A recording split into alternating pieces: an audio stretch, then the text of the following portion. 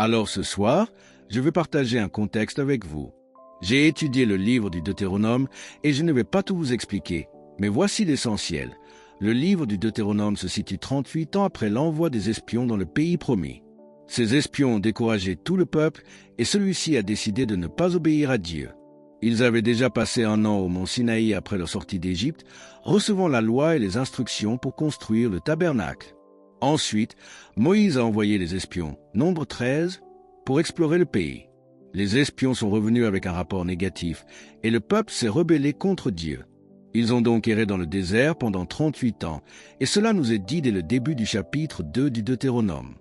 À ce moment-là, ils avaient déjà passé plus de 39 ans à errer, approchant les 40 ans de punition prescrits par Dieu dans Nombre 14. Le livre du Deutéronome, c'est Moïse qui s'adresse aux enfants d'Israël, leur faisant essentiellement une leçon d'histoire, pour que tous ceux qui étaient nés pendant les 40 années dans le désert connaissent le passé. Moïse repasse tout ce que Dieu a fait. Ce discours est prononcé la dernière semaine de sa vie. Ce sont donc ses derniers mots et c'est très important. Il parle au peuple juste avant de monter dans la montagne pour mourir. Dans les versets précédents, avant Deutéronome 2, 24, Moïse dit que le voyage d'Égypte au pays promis ne prenait que 11 jours. Et pourtant, ils avaient mis presque 40 ans à cause de leur incrédulité. Il parle aussi du passage à travers le territoire d'Ésaü que Dieu ne leur a pas permis de conquérir, ainsi que celui des Ammonites. Mais quand ils sont arrivés au territoire de Sion, roi des Amoréens, Dieu leur a dit de le combattre et de posséder le pays. Et donc, en Deutéronome 2, 24, Moïse rappelle ce que Dieu lui a dit. « Levez-vous, partez, passez le torrent de l'Arnon. Vois, je livre entre tes mains Sion, roi de Hesbon, l'Amoréen, et son pays. Commence à en prendre possession, engage le combat avec lui. » Et en lisant ce verset hier, j'ai été inspiré, car ce verset contient 6 étapes vers la victoire. Et je veux les partager avec vous et les appliquer à notre situation, pour vous montrer comment vaincre votre ennemi, qu'il s'agisse d'une personne, d'une maladie, de la pauvreté, de la dépression ou de n'importe quel combat que vous menez. Étape 1. Levez-vous. Cela peut paraître insignifiant, mais rappelez-vous que ces gens, surtout ceux nés pendant les 40 ans dans le désert, n'avaient jamais eu d'objectif.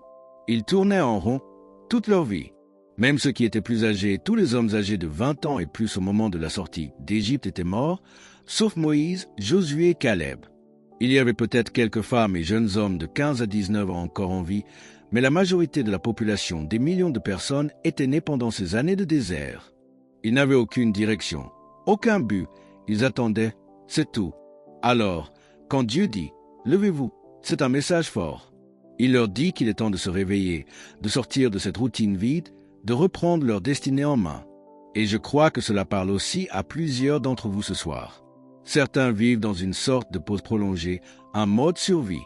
Vous vous levez, vous allez travailler, vous rentrez, vous regardez la télé, vous vous couchez et vous recommencez.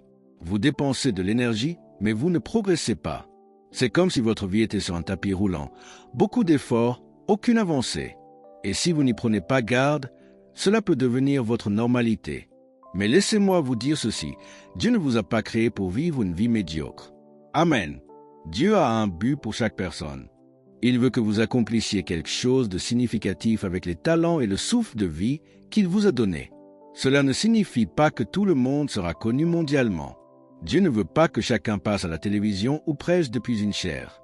Mais votre vie doit avoir un impact. Vous devez contribuer. Malheureusement, trop de gens se contentent de survivre. Ils gardent juste la tête hors de l'eau, sans direction. Je ne dis pas cela pour vous condamner, mais parfois, il faut secouer les gens avant de pouvoir les édifier.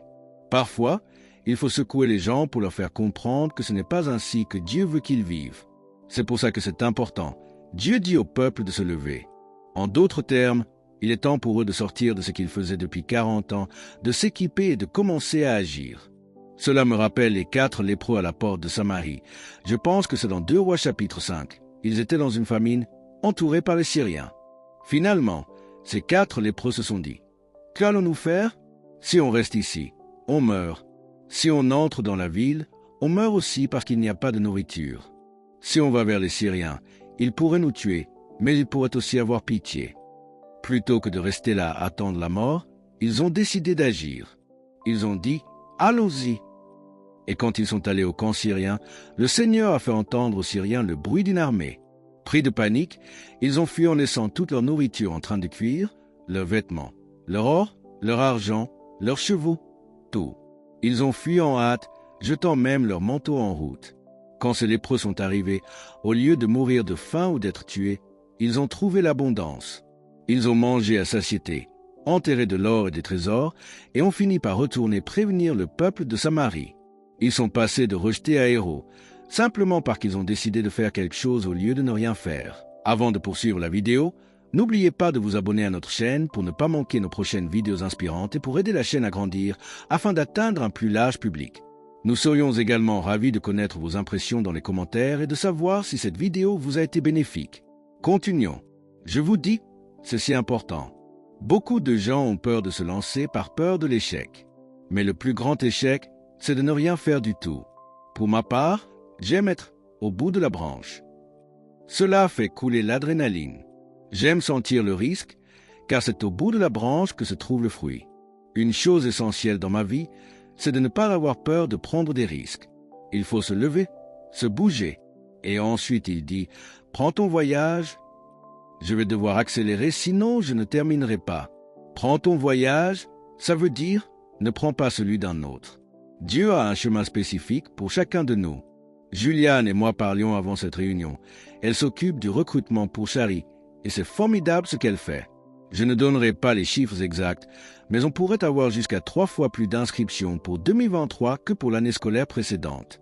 Elle fait un travail incroyable. Et je lui ai dit, faire venir les gens à l'école est aussi important que d'enseigner. Parce que si Juliane et son équipe ne faisaient pas venir les gens, peu importe ce que nous disons, personne ne l'entendrait. Ce qu'elle fait est important, c'est son voyage en ce moment. Dieu peut la diriger vers autre chose plus tard, mais pour l'instant c'est son appel et ça fonctionne. Dieu m'a mis sur un autre chemin. Il vous a mis sur un autre chemin. Vous ne pouvez pas calquer votre vie sur la mienne, ni sur celle de Juliane. Dieu a un voyage précis pour vous. Ce sont 2 étapes essentielles pour la victoire dans votre vie. Vous devez vous lever, faire quelque chose. Puis vous devez prendre votre propre chemin, découvrir ce que Dieu vous appelle à faire. Ce n'est pas à vous de dire à Dieu, « Voilà ce que je veux faire, bénis-le. » Non, ce n'est pas comme ça. Ce n'est pas « Équipe-moi pour faire ce que j'ai décidé. » Non, vous devez découvrir ce que Dieu vous a destiné à faire. Mike et Carrie Pickett, qui dirigent notre école biblique, ont une phrase que j'adore. « Sa volonté, sa facture. » Ça veut dire que si c'est la volonté de Dieu, c'est lui qui paiera. Mais il ne financera pas votre projet personnel. C'est là que beaucoup de gens se trompent. Ils ont une vision, mais est-ce celle de Dieu ou juste une idée née après une pizza? Est-ce une vision divine ou juste celle que votre famille voulait pour vous? Ou alors vous laissez le destin vous guider? Il est temps de vous lever, de cesser d'être paresseux, de prendre votre chemin. Et 3e étape, de traverser le fleuve Arnon. Tant qu'ils tournaient autour, ils étaient en sécurité. Mais au moment où ils ont traversé le fleuve Arnon, ils sont entrés en territoire ennemi. C'était un engagement. Il y a des gens qui se lèvent et disent « D'accord, Dieu, je veux faire quelque chose. » Et ils ont même une idée de ce que Dieu veut qu'ils fassent, mais ils ont peur de se placer dans la ligne de mire de l'ennemi. Sans entrer dans trop de détails, j'ai partagé au sujet de certains amis que j'aime et qui m'aiment aussi, mais leur association avec moi leur coûte. Ils font face à des critiques, des reproches, des humiliations. Vous savez, quand vous commencez à tenir ferme, à proclamer ce que Dieu dit, ce ne sera pas populaire. Il y a beaucoup de prédicateurs qui ne se lèvent pas pour dire la vérité parce qu'ils ont peur de traverser le fleuve Arnon. Ils ont peur d'entrer en territoire ennemi. J'ai entendu un orateur à la télévision cette semaine, je ne dirai pas son nom, il a dit « Nous allons parler contre cette culture woke ». Et j'ai pensé « Gloire à Dieu ». Et effectivement, il l'a fait. Je savais ce qu'il avait dans le cœur, il voulait dénoncer cela, mais il l'a fait avec tellement de généralité que personne ne va le critiquer. Personne ne dira rien. Mais je vous dis, il faut faire plus que ça. Il faut plus que dire « Je n'aime pas la direction que prend cette nation ». Non, nous devons prier pour un changement, mais aussi nous lever, dire la vérité, contrecarrer et exposer les choses. Amen. Satan et le péché sont comme un champignon. Tant que c'est dans l'obscurité, ça pousse. Mais dès que vous l'exposez à la lumière, cela le détruit. Si nous nous levons et devenons le sel et la lumière que Dieu nous a appelés à être, je vous garantis que cela détruira cette mentalité woke. J'ai lu récemment à propos d'une femme éducatrice qui disait qu'on mettait désormais des produits féminins dans toutes les toilettes pour hommes. Et elle a dit exactement ceci, parce que toutes les personnes qui ont leurs règles ne sont pas des femmes. Je n'invente rien. Cette femme a vraiment dit cela. Comment peut-on être aussi stupide et encore respirer? Et vous savez quoi? Si je me lève et dis quelque chose comme ça, je vais être critiqué. Je viens de traverser le fleuve Arnon. Je viens de faire un pas en territoire ennemi. Il y a beaucoup de gens qui se lèvent, qui veulent faire quelque chose, qui savent peut-être ce que Dieu leur demande, mais qui ne sont pas prêts à s'exposer à l'ennemi. Ils veulent rester du côté neutre. Mais je vous le dis, ce n'est pas possible. Voici donc 3 choses essentielles. Il faut se lever. Il faut prendre son propre chemin, faire ce que Dieu vous dit de faire. Il faut traverser le fleuve, entrer en territoire ennemi et se mettre dans une position où il n'y a pas de retour en arrière. J'ai lu au sujet, je pense, de Cortés, je ne suis pas sûr, mais c'était un des explorateurs espagnols au Mexique. Lorsqu'il a débarqué, il a brûlé tous ses navires pour que ses hommes ne puissent pas battre en retraite. C'est cette attitude qu'il faut avoir. Il faut arriver au point où il n'y a aucun retour possible. Si vous gardez en vous une possibilité d'abandon, vous finirez par abandonner. Vous devez traverser ce territoire ennemi. Pendant la guerre de sécession, je crois que c'était l'un des généraux sudistes, peut-être Lee ou Jackson, qui a fait traverser une rivière à ses troupes pour les engager contre l'ennemi, et leur retraite était coupée. Ils ne pouvaient pas revenir en arrière rapidement. Cela voulait dire qu'ils devaient se battre, car l'option de la retraite était éliminée. Et ils ont fait cela intentionnellement. C'est cette attitude que vous devez avoir, traverser la rivière, entrer en territoire ennemi et ne pas avoir l'option d'abandonner. C'est la 3e chose. Et voici la 4e. Le Seigneur dit, « Voici, je t'ai livré Sion. » D'abord, il dit, « Voici », c'est-à-dire qu'il a dit à Moïse de regarder. « Je ne vais pas te le donner, je te l'ai déjà donné. Sion a été livré entre tes mains. » Et il lui dit de regarder et de le voir. C'est une autre étape essentielle pour voir la victoire. Il faut d'abord la voir à l'intérieur avant de la voir à l'extérieur. Tu ne peux pas simplement te lever, prendre ton chemin, traverser pour entrer en combat, affronter l'ennemi et espérer que ça va marcher. Tu dois voir que ça va marcher. Je pourrais relier cela à tant de choses. Par exemple, tous les bâtiments que nous avons construits, nous avons déjà construit pour 130 millions de dollars de bâtiments et de terrains en 9 ans, sans dette. Et cela en plus de toutes les dépenses régulières que j'ai. J'ai vu tout cela d'avance. Et maintenant, le Seigneur m'a dit de continuer, d'élargir, de construire des dortoirs, un centre d'activité pour les étudiants, un centre athlétique, un hôtel, un centre de conférences, un centre des arts du spectacle. Nous allons transformer cela en quelque chose comme une université sans la corruption académique ni les restrictions qu'on y trouve habituellement, mais avec toutes les installations. Et pour faire cela, je me suis engagé. Et je le vois. Je vois tout cela. Certains me demandent, « Tu crois vraiment que Dieu va faire ça ?» Tu sais, je parlais de James Brown plus tôt. Il est venu voir toutes nos installations et il m'a dit, « Est-ce que tu avais imaginé que tout cela arriverait ?» Il pensait que la réponse serait non, que c'était trop grand. Mais je lui ai dit, « Bien sûr que je l'avais vu. JB, ça ne serait pas arrivé si je ne l'avais pas vu. » Et immédiatement, il a compris ce qu'il venait de dire. Je plaisantais avec lui, mais c'est vrai, j'avais vu tout cela et j'ai déjà vu le reste. C'est exactement ce que Dieu a dit à Moïse. Tu dois voir. Tu ne dois pas seulement te lever, reconnaître ce que Dieu veut que tu fasses, prendre ton chemin, entrer dans la bataille. Tu dois te voir en train de gagner. Quand il s'agit de combattre la maladie, tu dois te voir guéri avant de te voir guéri. Je ne sais pas si tu as compris cela.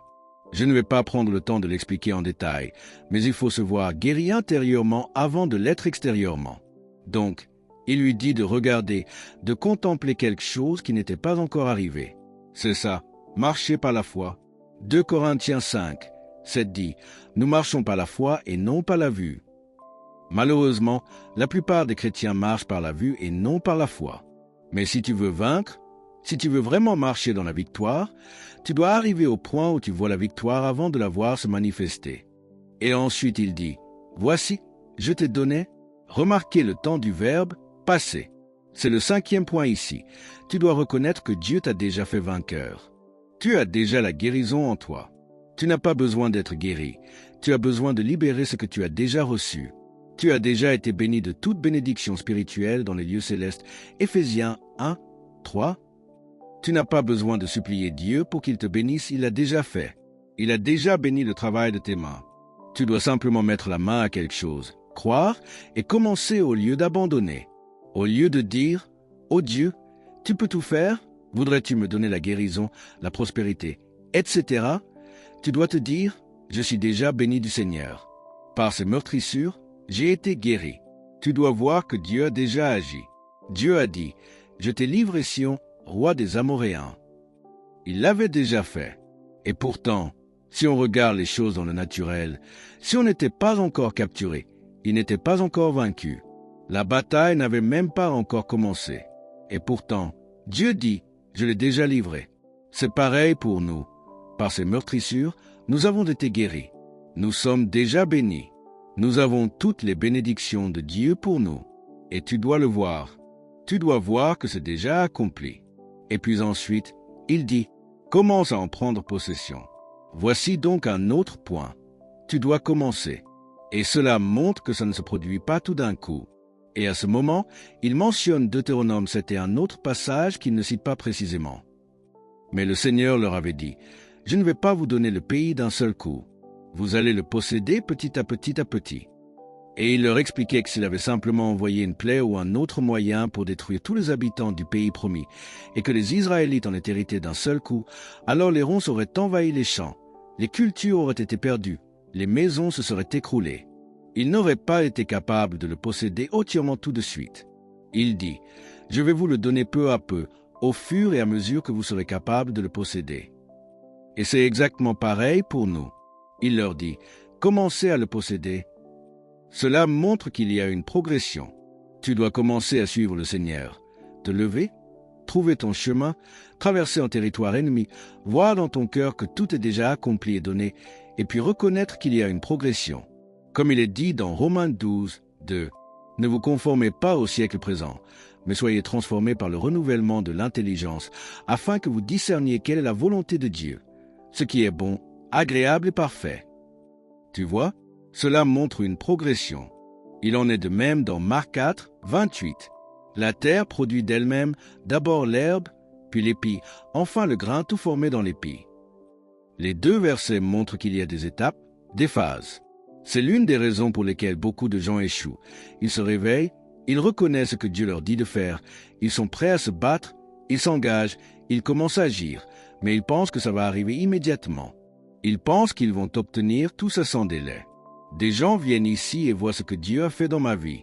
Et je sais qu'il y a des gens qui ont accompli bien plus que moi, mais je vous garantis que là d'où je viens complètement fauché, ne mangeant pas pendant des semaines, jusqu'à aujourd'hui où nous voyons plus de 100 millions par an arriver, avec toutes les installations, et où nous voyons des vies transformées. C'est miraculeux. Ce n'est pas moi, c'est Dieu qui l'a fait. Et des gens voient cela et disent, « Ok, je vais faire pareil. » Ils se lèvent et s'attendent à ce que dans les 6 mois, ils aient dans leur vie ce que Dieu m'a donné en 55 ans. Ils ne reconnaissent pas qu'il y a une progression. Tu dois commencer à en prendre possession.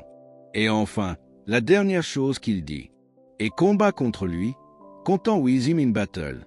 Tu dois te lever, prendre ton propre chemin, traverser un territoire ennemi, voir dans ton cœur que tout a déjà été accompli, reconnaître que c'est progressif, et ensuite tu dois t'engager. Tu dois combattre, tu dois te battre. Beaucoup de gens sont prêts à se motiver, à proclamer, à confesser, à faire toutes ces choses. Ils veulent se voir réussir, ils sont prêts à faire tout cela, mais ils ne sont pas prêts à affronter l'ennemi. Tu dois te battre. Dieu aurait pu chasser les ennemis de manière à ce qu'il n'ait même pas eu besoin de lever l'épée. Mais ce n'est pas comme ça qu'il a fait. Il devait entrer dans le pays et combattre. Et toi aussi, tu vas devoir tenir bon et combattre. Et la guerre, c'est salissant. Donc, pour récapituler, il y a cette étape dans ce passage, si je ne me trompe pas, que tu dois appliquer. Et ce que Dieu a dit aux Israélites sur la manière dont ils allaient conquérir leurs ennemis, c'est exactement applicable à toi aujourd'hui. Et je peux m'identifier à chacune de ces étapes. Et si ça a marché pour moi, ça marchera pour toi. Alors je t'encourage à retenir cela et à surveiller la sortie du petit livret que j'ai écrit hier. Il est vraiment excellent. Je pense qu'il te bénira. Babe, je suis superbement béni. Et en t'écoutant, j'ai l'impression que tu as combiné 5 enseignements différents. Oh oui, chacun de ces points est en fait un enseignement à lui tout seul. Tu me permets d'en énumérer quelques-uns que j'ai notés pendant que tu parlais? Oui, bien sûr, parce que ce serait aussi utile d'appeler le centre de prière. Le livret sera génial, mais si tu veux approfondir ces sujets, voilà quelques enseignements qui peuvent t'aider. Le pouvoir de l'imagination. Comment trouver, suivre et accomplir la volonté de Dieu pour ta vie. Tu l'as déjà reçu, Digotit. L'autorité du croyant en ce qui concerne la possession de ce que Dieu nous a donné. Tous ces sujets te seront très utiles. Première question. Lydia sur YouTube demande: j'ai demandé à Dieu de me sortir de ce cercle d'attente et de me révéler quels sont mes dons spirituels. Je me surprends même à poser la question en dormant. Avez-vous des conseils pour m'aider à sortir de ce désert? Eh bien, je dirais, comment te stimuler toi-même? Tu peux aller voir dans 1 Samuel chapitre 30, où David avait vu sa ville attaquée, sa femme et ses enfants enlevés, tout comme ceux de ses hommes. C'était une situation dramatique. Leur maison brûlée, leur famille disparue, et le peuple parlait de lapider David. Ce moment aurait été parfait pour sombrer dans la dépression. Mais il est écrit, David s'encouragea en l'Éternel, son Dieu. Et comment l'a-t-il fait? Il a appelé un éphod, un moyen de consulter Dieu. Pour nous aujourd'hui, cela veut dire se tourner vers la parole de Dieu.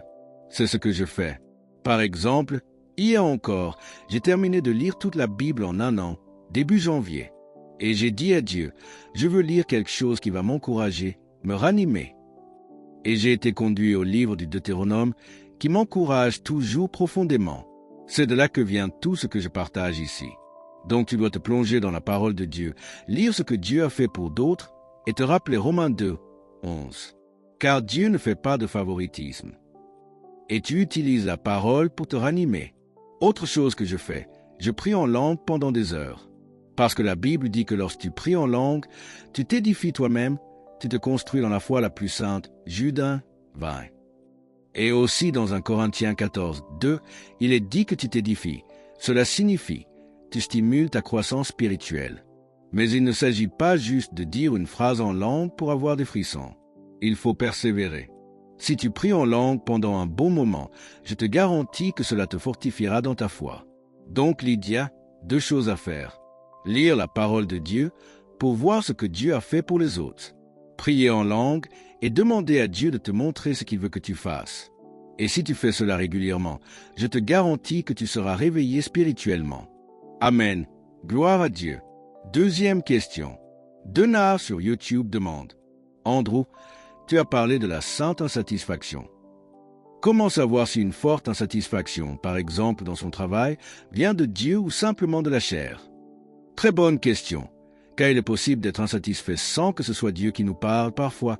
C'est juste qu'on ne cherche pas Dieu, qu'on a les yeux fixés sur autre chose. Si tu regardes des choses déprimantes, tu seras déprimé. Alors, ce que je ferai: l'Éternel gardera dans une paix parfaite celui dont la pensée est fixée sur lui. Ésaïe 26, 3. Donc je m'assurerai que mon esprit est fixé sur le Seigneur. Ensuite, j'utiliserai Psaume 37, 4. Fais de l'Éternel tes délices, et il te donnera les désirs de ton cœur. Cela ne veut pas dire qu'il t'accordera tout ce que tu veux, mais qu'il mettra ses désirs dans ton cœur. Parfois, je jeûne une journée entière, je ne fais rien d'autre que prier et me recentrer entièrement sur Dieu. Je m'assure que mon attention est tournée vers lui, que je me délecte en lui. Et si, après cela, mon insatisfaction charnelle disparaît, je sais que c'était la chair. Mais si elle s'intensifie alors que je cherche Dieu de tout mon cœur, je prends cela comme un signe que Dieu me dit: tu n'es pas à ta place. Colossiens 3, 15 dit: que la paix de Dieu règne, soit arbitre dans vos cœurs. Donc je veille à ce que mes désirs soient les siens, que mes pensées soient centrées sur lui, et ensuite je laisse la paix de Dieu me guider. Et si je n'ai pas la paix, même après avoir cherché Dieu sincèrement, j'arrête, je change. C'est aussi simple que ça. Exemple avec Billy et Perard. Je repensais à un message de Billy et Perard.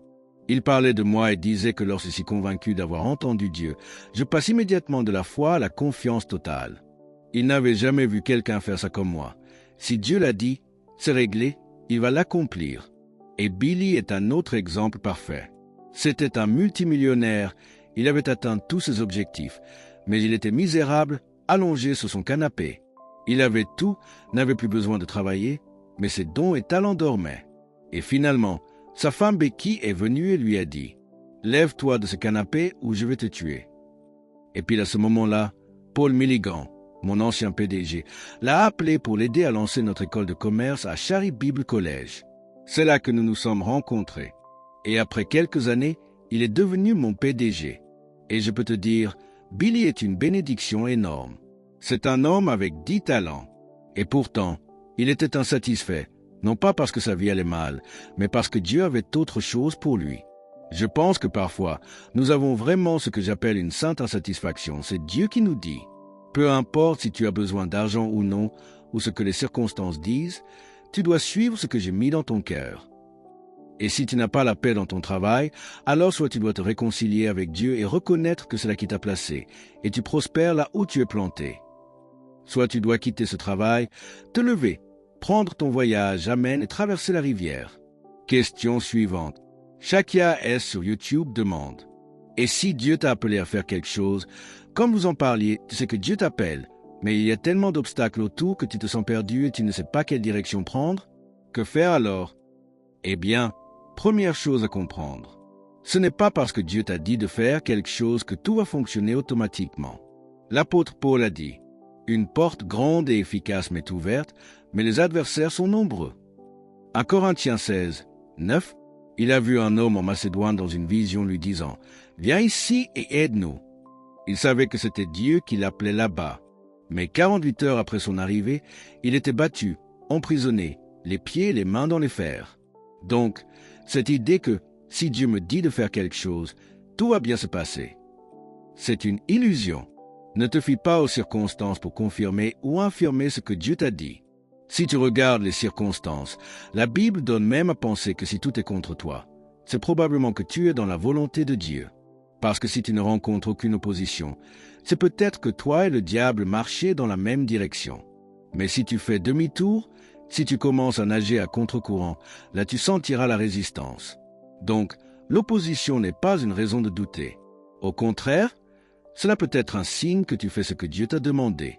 Alors fais comme David face à Goliath. Tu ne fuis pas, tu fais face. Tu te lances, tu avances. Maintenant, tu dois être sûr de ce que Dieu t'a dit. Il faut une assurance intérieure. Mais une fois que tu l'as, alors cours vers l'ennemi, ne recule pas. Et encore une fois, tu dois te stimuler toi-même. Amen. Parce que astérisque, si tu ne te stimules pas toi-même, tu coules. Amen. Question de Sameya sur YouTube.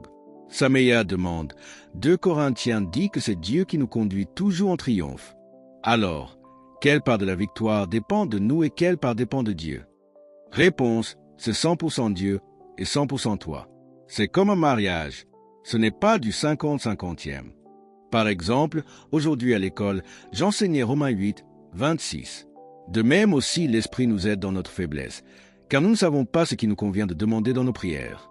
Mais l'Esprit lui-même intercède par des soupirs inexprimables. Et le verset suivant. Celui qui sonde les cœurs connaît la pensée de l'Esprit, parce que c'est selon Dieu qu'il intercède en faveur des saints. Si tu regardes dans le grec, il y a 4 mots grecs composés qui forment une idée centrale. Le Saint-Esprit prend part avec nous. Ce n'est pas toi seul qui intercède, et ce n'est pas non plus le Saint-Esprit seul qui intercède sans toi. S'il le faisait sans nous, nos vies seraient parfaites, puisqu'il est l'intercesseur parfait. Mais ce n'est pas comme ça que ça fonctionne. Ce n'est pas toi seul, ce n'est pas le Saint-Esprit seul, c'est le Saint-Esprit qui agit avec toi. Donc, quand Sameya demande « Combien est-ce nous et combien est-ce Dieu ?» C'est 100% Dieu, mais Dieu ne passe que par toi. Si tu laisses la peur t'envahir, si tu deviens passif ou inactif, tu peux limiter Dieu. Tout ce que nous avons fait ici, je ne dis pas cela pour me vanter, mais pour illustrer. Tout ce que nous avons vu à Shari Bible College et dans Andrew Wommack Ministry, ça n'aurait pas eu lieu sans moi. Mais je te garantis que ce n'est pas moi qui l'ai fait. C'est Dieu qui l'a fait, mais il l'a fait à travers moi. Je priais, je cherchais la volonté de Dieu et il me montrait quoi faire. Mais ensuite, je devais poser des actes de foi, je devais parler, me battre contre des oppositions et agir. C'était Dieu, c'était 100% Dieu, mais ça ne se serait jamais produit sans moi, donc c'était aussi moi. C'est une combinaison des deux. Mais la plupart des gens n'arrivent pas à combiner ces deux réalités. Soit ils disent « Dieu, nous ne sommes rien, nous n'avons rien, nous ne pouvons rien faire, alors nous te demandons simplement d'agir. Et ensuite, ils ne font rien. Mais si tu agis comme ça, Dieu n'agira pas, parce qu'il agit à travers nous.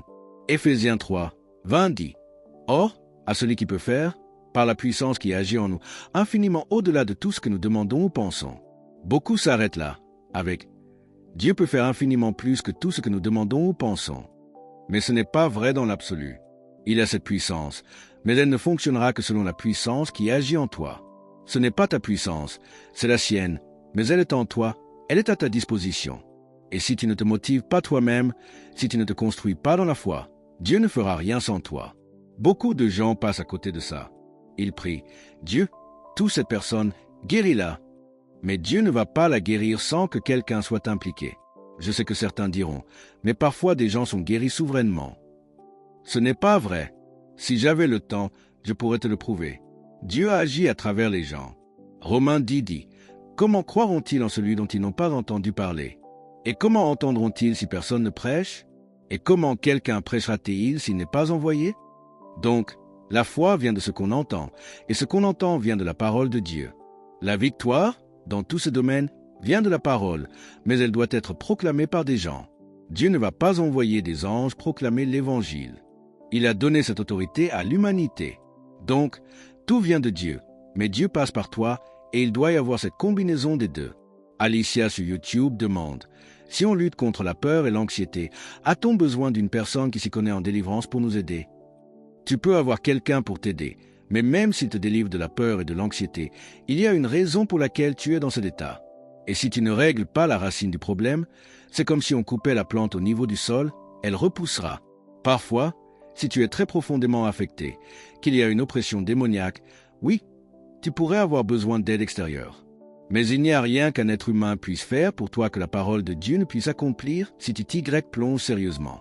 Jésus a dit, quand un démon est chassé, il va errer, cherchant un nouvel endroit.